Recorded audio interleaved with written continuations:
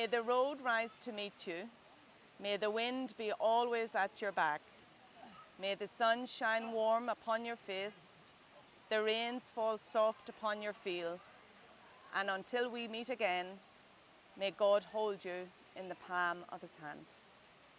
Buen Camino.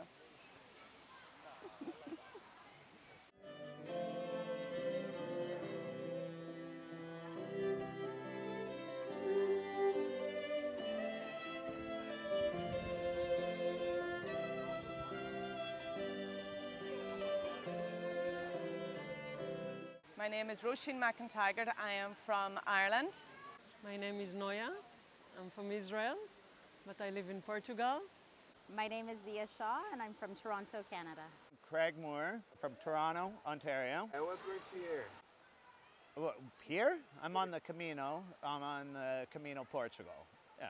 So and this message is for Jamie. I met Manuel and Jamie, we heard about this project that we're recording stories for you, and that it would be a real privilege if I could record my story for you, Jamie. I walked the French way in 2014 to overcome a lot of difficulties in my life. And after I returned from the Camino, I faced many difficult situations. And I came through them because of the Camino lessons that I learned, how you take challenges and mountains step by step, poco a poco, little by little. And since my Camino, I have overcome some great difficulties. I think many people are not here for the religion, but for the spirituality, for their own purpose as to why they're walking this trail. And it's to find their own reasons why through their own kind of spirituality, whatever that may be. My daughter went to vacation with her father, and I thought, what can I do that I cannot do with her? Because I can do with her almost everything, but I cannot walk. I cannot do a full walk like that. In most of our lives, there are really only two times where our friends and family gather to publicly discuss our narrative, our wedding and our funeral, and we're only around to hear it at the former.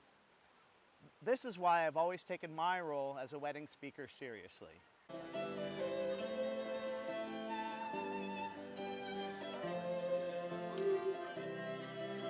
I had no intentions of walking the Camino Trail. I was in Portugal and I came with a friend and he wanted me to walk the Camino with him. So I decided to walk the Camino up until the border of Portugal and Spain.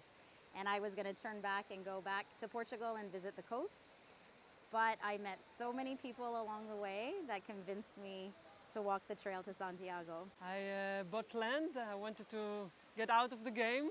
I wanted to stop working 9 till 5. I wanted to raise my daughter by myself. I didn't want that she will be all day in some nursery or whatever.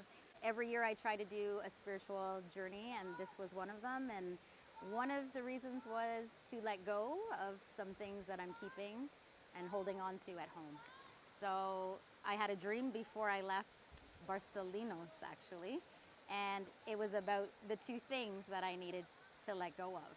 So the dream also inspired me to walk the trail, and it was a very clear dream that I needed to continue on the trail. And it was to let go of two very important people in my life. I walked like Everest Base Camp Trek, I walked Annapurna, I walked a lot, but it was a long time ago. Then I got my daughter. You know this is all in your head, don't you? It's not, I screamed. This is really happening. She tried to talk me down, but there was no coming down. I had painted myself into a corner. The dog looked at me worriedly, concerned that he may never get walked back home. And here, like in my land, I have so much water and people are beautiful, amazing people, really nice people in Portugal. And I met people along the way that convinced me more and more to walk the trail, and now I'm almost at Santiago, which is fantastic. Yeah. So my Camino Portuguese is to celebrate life, to love life, and to show gratitude for overcoming the difficulties that I have.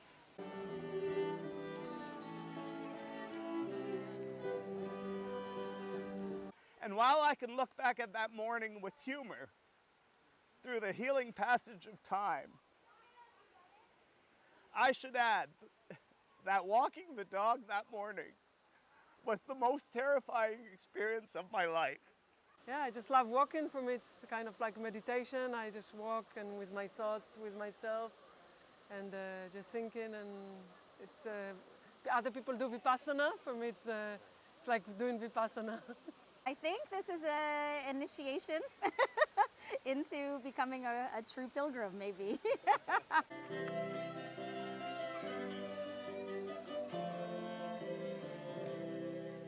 Sometimes I even wake up and start walking and think like, oh, what should I think of now? Like, what can I think of that I don't have time to think in other times?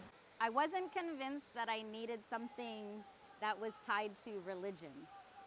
So I wasn't convinced the Camino Trail was going to do anything for me because my spirituality is in nature. So I love to hike, I like to climb mountains, and that's where I find my spirituality. But the Camino Trail is so different. It's through the people that I'm meeting and the signs that are telling me things that are giving me answers to my quest.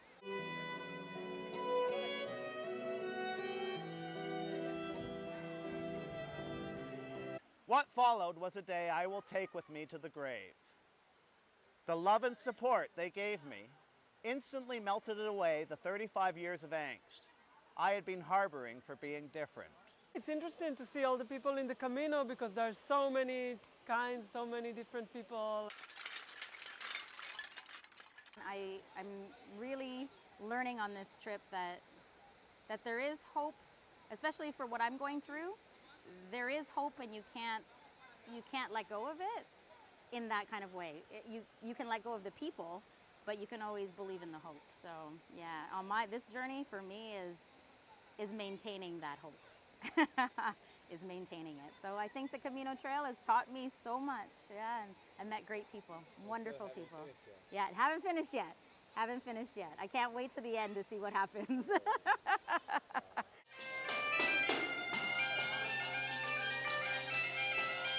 I live in Portugal, so really probably the next time my daughter is going on vacation. And I actually thought maybe I can take her next time because I saw also a 7-year-old girl and she's 6. So maybe like in a few years she can come as well. And I talked to my mom and I said, oh, you should come with me as well and do the walk and just slower rhythm, but yeah, it will be nice. I have learned so much about myself, other people, spirituality, and the reason why I'm walking the Camino Trail.